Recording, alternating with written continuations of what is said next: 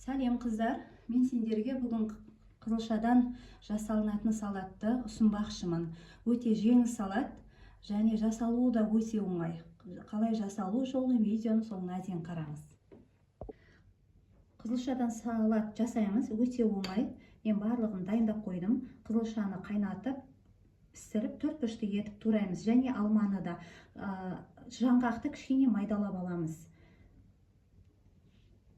Алдымен осындай үлкен табағымызға төрт бұрышты етіп туралған қызылшамызды саламыз. Менде қызылша 2 штук, 2 дана, яғни үлкен-үлкен.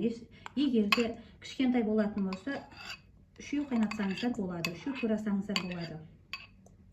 Енді алмамызды саламыз. Алмада дәл солай, үлкен алма болса 2 дана, кішірек болса 3. Қызылша қанша штук болса, алманы да солай сонша дана саламыз. Бұны да қабығынан ашып, төрт бұрышты етіп тураймыз. Енді үстіне жүгерімізді саламыз. Мен барлық масалқылардың өлшемдерін видео соңында описание бөліміне жазып кететін боламын. Жүгеріміз, яғни кукурузаның үстіне кішкене езіп аламыз, майдалап, кәдімгі жаңғағымызды, яғни грек жаңғағымызды.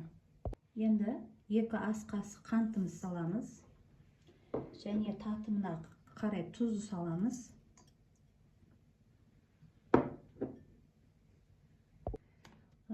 Енді үлкен 2 ас қасықпен май құятын боламыз. Негізі зәйтүн майы болса, салаттарыңыз әдемі болады.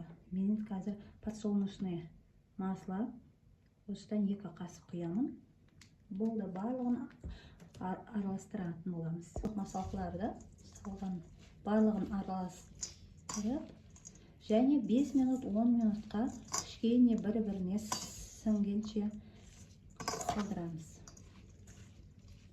Міне менің салатым дайын.